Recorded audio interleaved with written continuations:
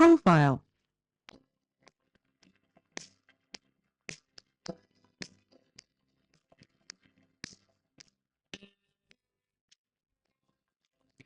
Welcome to this week's edition of Profile.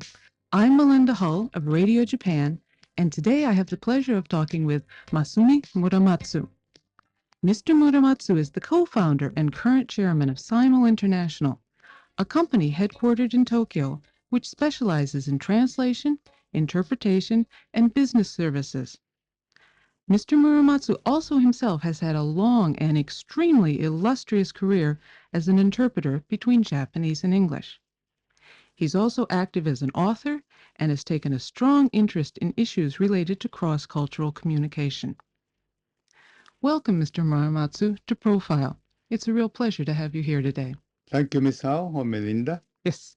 Nice to talk to you and talk through you to hundreds of thousands of people in the world.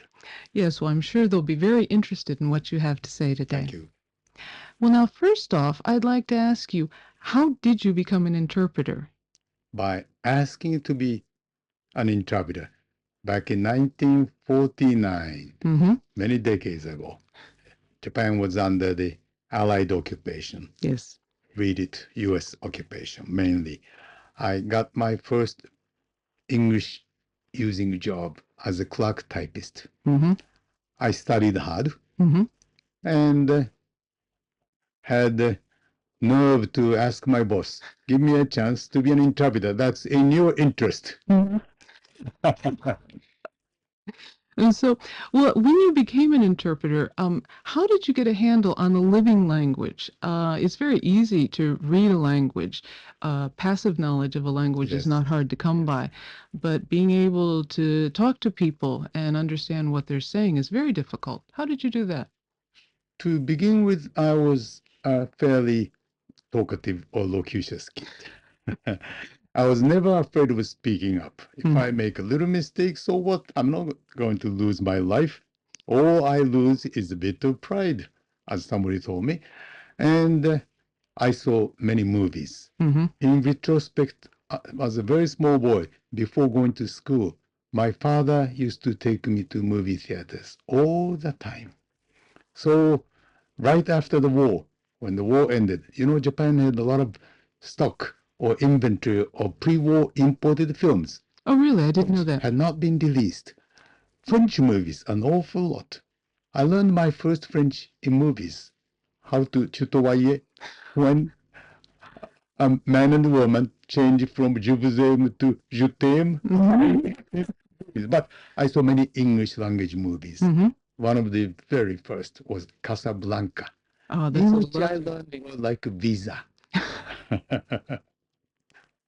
Yeah, well, I'm studying Japanese, or I work as a translator, and one of the most useful tools has definitely been the TV and movies. Indeed. What are some of your favorite Japanese movies? Oh, I love all the Kurosawa movies. Kurosawa, excuse me. Yes. What about Tora-san? I don't watch many of those, unfortunately, but since his death, I've become Tora-san, who just passed away last year. Yes. I've become more interested in Tora-san. Tora-san is remembered by many famous phrases like, それを言っちゃおしめよ. Do you understand that?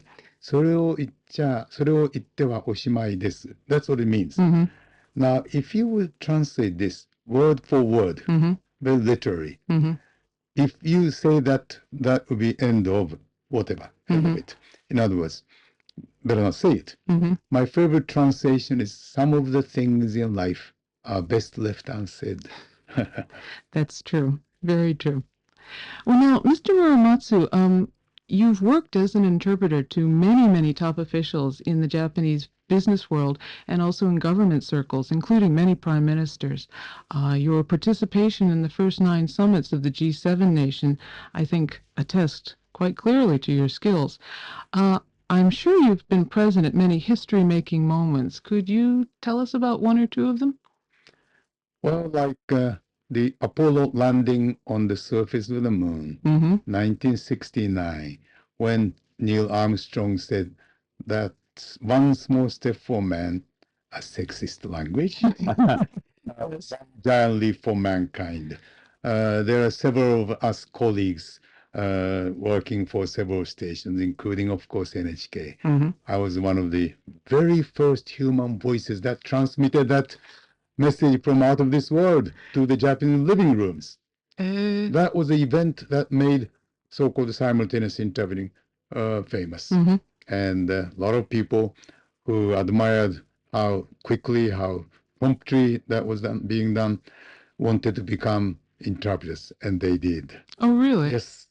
But it must have been a very tense moment for you. I mean, because the sound transmission couldn't have been very good. Very often it was all garbled. And in between the noises we heard numbers and acronyms, and pictures weren't even coming.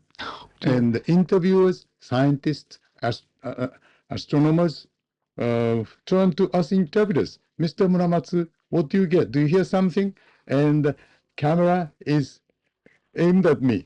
And I look embarrassed and say, I hear some numbers, but I don't know what they mean. That's one of the drawbacks, or it was one of the more stress-producing moments of interpretation, I'm sure. And it has a lot of its excitement and pleasure, sheer pleasure in watching people communicate with each other, talking something a little bit or far beyond my comprehension. But because of my service, they communicate with each other and they please each other.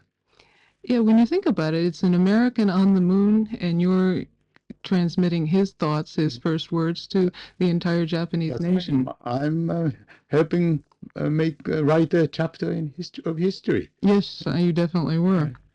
Well, I think it's just about time for our first music break, and today we'll be listening to Okinawan music, and our first selection is Kinasho Kichi and Champalus, and the selection is Ching Ching.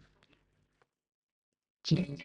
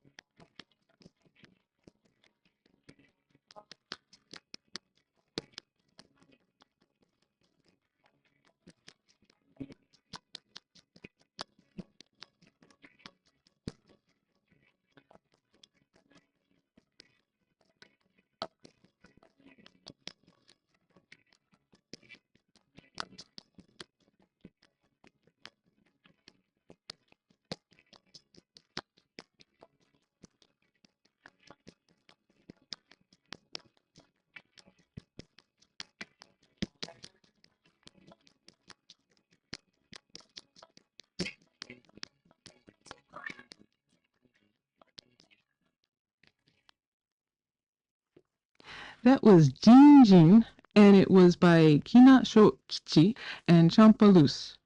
And I understand. Why did you ask us to play Okinawan music? I'm very attached to Okinawa.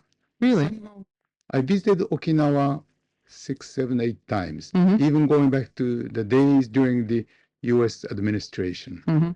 There must be some kind of preordained destiny.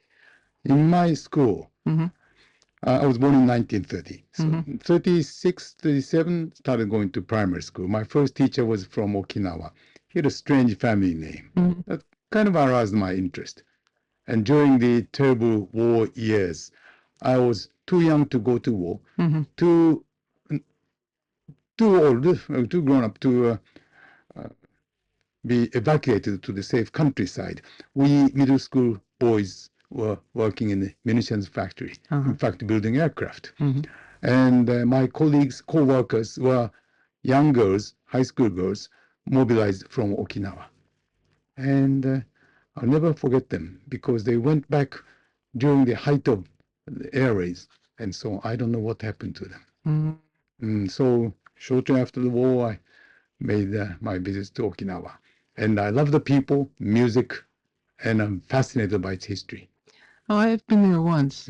Mm. And if you've just joined us, you're listening to Profile, and our guest today is Masumi Muramatsu, chairman of Simul International, a respected company in the field of translation, interpretation, and corporate communications, and a noted interpreter in his own right.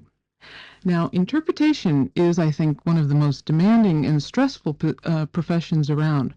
You can put in all the preparation in the world, and you still don't know what's going to be said. Now, I'm going to be a little bit unkind here, and I'd like to ask you if you would tell us, how should I put this rather delicately, about any minor mishaps or mistakes that have occurred. Minor mistakes galore and some medium-sized mistakes. No major blunders, no earth-shaking things.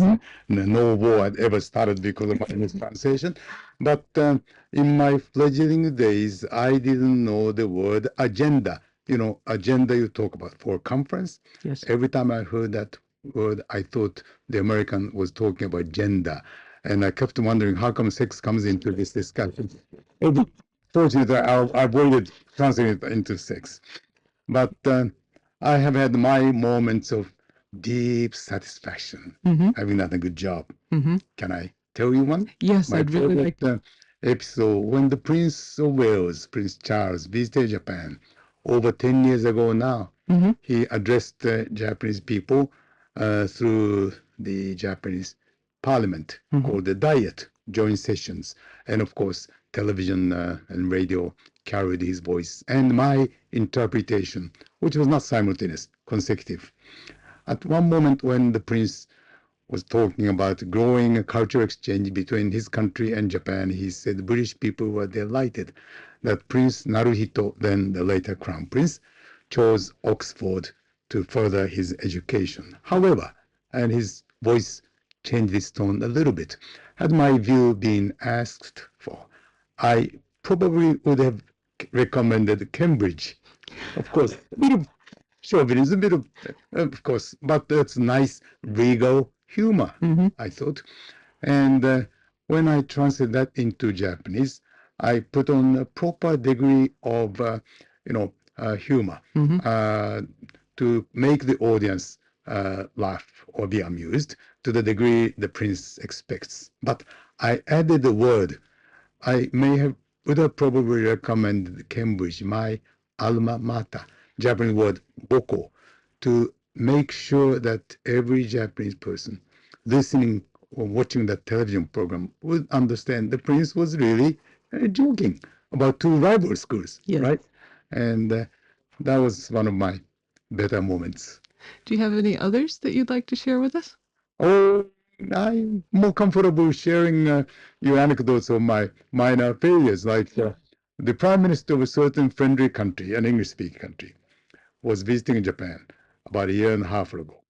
And he was being entertained for an elaborate luncheon by Japanese business leaders. And the place was high on one of the high-rise buildings in Tokyo, overlooking the beautiful imperial palace, a lot of greenery, beyond which there stood the Japanese parliament or diet building.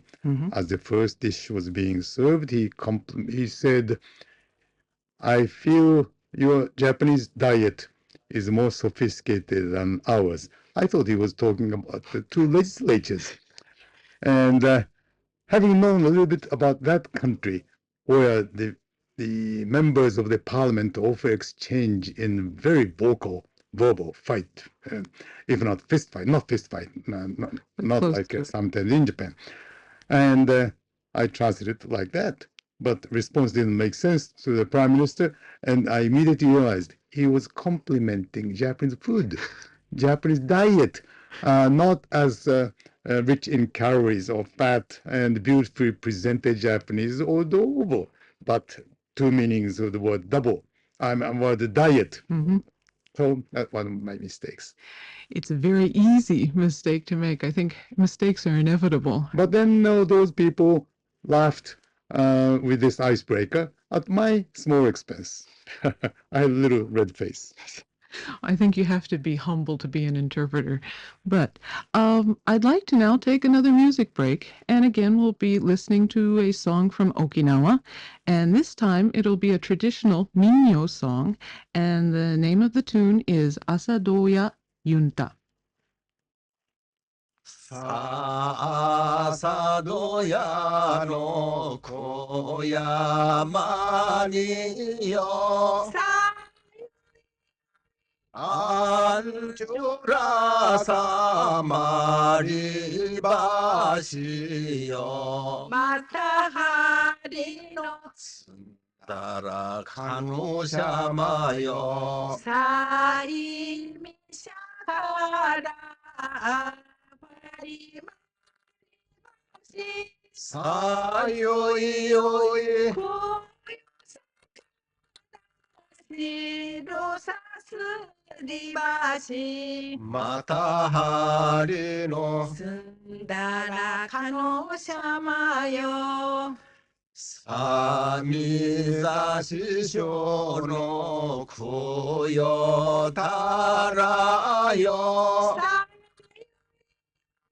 あたよやののずみょたよ。またはりのつんだらかのしゃまよ。さみざししょうや。That was Asadoya Yunta.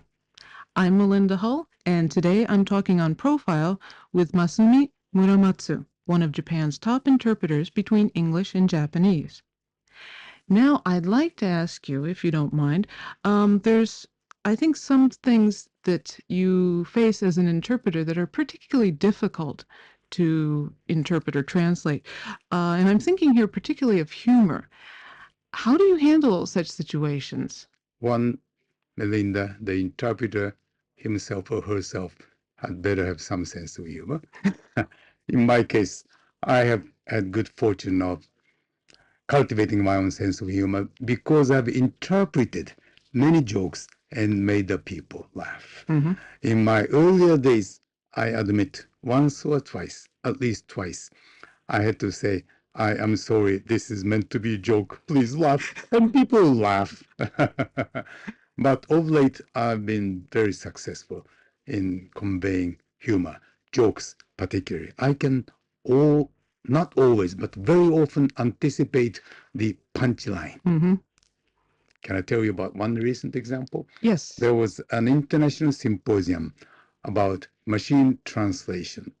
Engineers, scientists, and technical people, language experts getting together from many countries discussing how to develop software, hardware, system for translating many languages in the world into one universal networking language from which to further translate back into various other languages.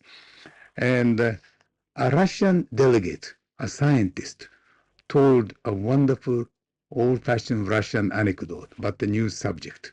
After liberation of many of the communist republics into independence, a group of Western or European journalists came to see what's happening there. And they came in a little microbus deep into the valley, high up on the plateau, found a lot of sheep and an old shepherd and a boy. So they scrambled out of the bus, asked them questions. Do you speak English? They don't understand. Parlez-vous français, if you can understand my French. They didn't understand it. Sprechen Sie Deutsch, habla usted español. Nothing worked. So the journalists all gave up, mounted the bus, and left. And the young shepherd boy said to his grandpa, Grandpa, I've told you, this is why we should all study foreign languages. Grandfather said, young boy or grandson, what's the use of foreign language? They all speak foreign languages, but they couldn't do anything here. And by the time the speaker said, the Russian began saying, the grandfather said, young boy, I almost anticipated the punchline. I didn't deliver it before he did, but almost simultaneously. That's quite an accomplishment. Well, I enjoy doing that. Mhm. And because I collect these episodes and anecdotes, this was a public event. So I'm free to reveal whatever was interpreted as I interpreted. Mhm. The information is in public domain. But many of the conferences I handled are confidential Yes. or dealing with proprietary business information. I will not repeat them. I will not even remember them.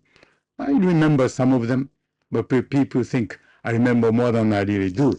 So I tell them, as a professional interpreter, one of the very pioneers in Japan, I'm going to take this secret to my grave. The fact of the matter is I have forgotten most of them before I reach there because I don't plan to be there in the near future.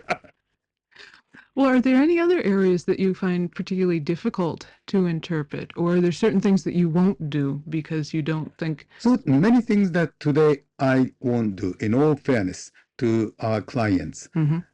Technical conference, highly technical, medical, scientific, mechanical, which involves memorizing many technical terms.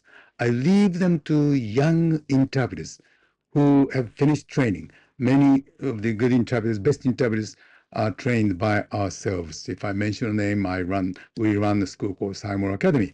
And for the first time, if they can concentrate themselves for a few days, memorize a set of technical terms, glossary, they can handle certain conferences beautifully, where jokes will not be told. There's no subtlety between the lines, like when politicians talk. By their nature, they have to be subtle or incommunicative very often. Yes. But if they begin talking about the future of the humanity, and about the influence of religion and culture on the values or in the economy, industry, and so on, the older, more mature interpreters do better. So there's a sort of a comparative advantage, the law, they're working. And so you have a division of labor between. Yes. And I'm happy to let these young people do that. They enjoy it, and they have far bigger marginal gain with every incremental assignment than I can do. I'll handle what I can do and collect a joke or anecdote for my next book. Yes. Well, I think it's about time to take our final musical break. And this time we'll be listening again to a song from Okinawa called Hana, or Flower, and it's sung by Shizuru Otaka.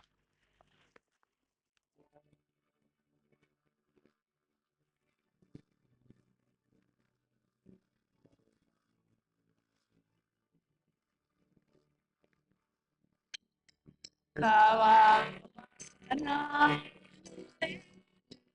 どこどこ行くの人どこ行く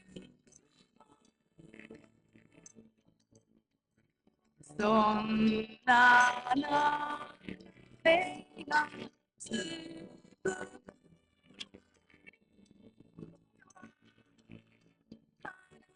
して花として咲かせてあげたい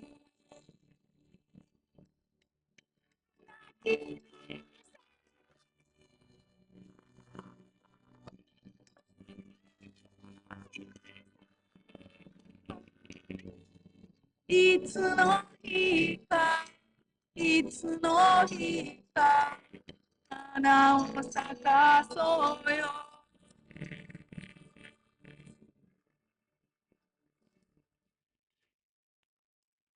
That was Hana, or Flower, by Shizuru Otaka. You're listening to Profile, and our guest this week is Masumi Muramatsu, a gentleman who has had a long and distinguished career as the founder and head of one of Japan's most well-known translation and interpretation companies, and has also had a long career as an interpreter himself. Now, up until now, we've been talking about your many adventures as an interpreter. Yes. And I'd like to shift the focus just a little bit, if I may, and talk about some of your other activities. Yes. More and more Yes. recently. Well, I understand that you've been making considerable efforts to promote cross-cultural communication and build bridges between Japan and other countries. And non-English speaking countries too, of Oh, course. well, could you tell us about some of these activities? Yes, well, I'm one of the oldest members of the Japan-Turkish Society. Oh, really? Somehow, well, not somehow, but back in 70, I made my first visit to Turkey Mhm. as an English interpreter Mhm. for Japanese business mission. And I fell head over heels in love with Turkish people, Turkish food and everything. And I made 6 trips so far. And I've been instrumental in getting this scholar's book. Mete Tunjuk is a Turkish scholar who wrote this. This is his doctoral dissertation. It's in Modernization in Turkey and Japan, the role of foreign advisors. Mete Tunjuk, professor, wrote this in Japanese. He wrote it in He wrote it in Japanese. Japanese. And I met him and I've been of some instrumental value in getting this published. I like Turkey and I'm also one of the oldest individual members and in fact today a director of the Japan, Australia, New Zealand Society. They are hyphenated for some historical reason. And when I say Australia and New Zealand, they are English-speaking countries, Yes. contrary to the conviction of some other people. And by the way, when I mentioned certain prime minister of certain friendly country who complimented the Japanese diet was from Australia. Oh, really? Oh, they're wonderful people. Yes. And in fact, last time I interpreted in Canberra, the Australian Foreign Minister, the then Foreign Minister, Senator Gareth Evans, told a joke to the press corps in English. I translated it into Japanese, and he added a semi-personal comment to me. Mr. Muramatsu, you can write it in your next book. Are there any other groups that you're involved with? America-Japan Society. I'm relatively new. I had always figured there are plenty of active people in it, but recently I joined up because chairman of the society, former ambassador to U.S., Ambassador Okawara, is a very, very respected friend of mine. And I gave there a lecture, as I was invited to, in English about humor in American and Japanese leaders compared. And I'm really becoming more and more interested in the role of humor in cross-cultural communication. A lot of people ask, oh, is there such thing as Japanese humor? Some people say it's an oxymoron or terms in contradiction. I like to prove otherwise. People, tell funny things about when a Frenchman hears only half the joke, he would laugh. The Englishman would wait until the end of the joke, or would have to wait.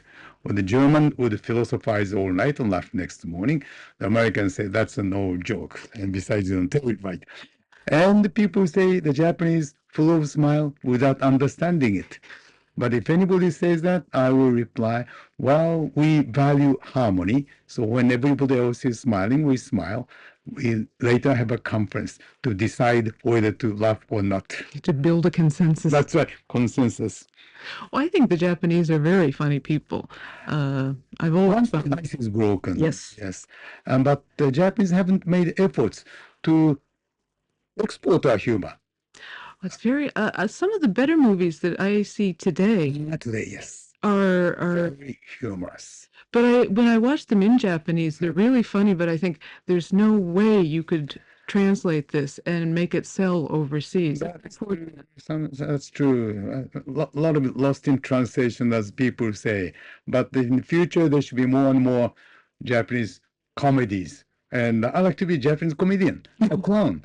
I like to, as I have more and more time at my disposal, I like to travel all over the world being an entertainer, Japanese entertainer, a sort of intellectual clown.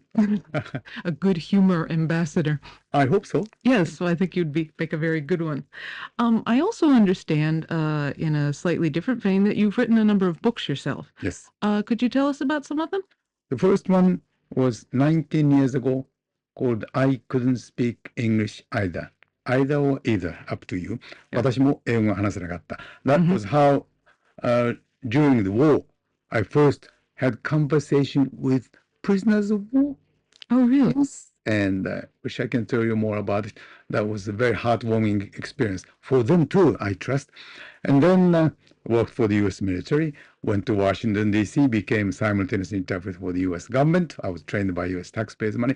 So sort of an autobiographical book. Mhm. And then next year I wrote a sequel. And then I wrote a book called だから英語が面白い or Joy of English, named after joy of whatever. Mhm. And I'm thinking about the joy of cooking and Yes. joy of Lex. There's L-E-X, a funny book about languages. And last year I published my fourth book called 指導者たちのユーモア or Humor in Leadership, Mhm. Experiences of a Simultaneous Interpreter. That is the book I really enjoy writing. Well, Mr. Muramatsu, it's been a real pleasure talking to you today, and I wish we had more time because you're a very interesting and entertaining Thank you. gentleman. I'd like to thank you for coming to our studios today and brightening them up for the last half hour. Thank you, Melinda. Thank you. Today, our guest on Profile was Masumi Muramatsu. I'm Melinda Hull, and this is Radio Japan, NHK World Network, Tokyo.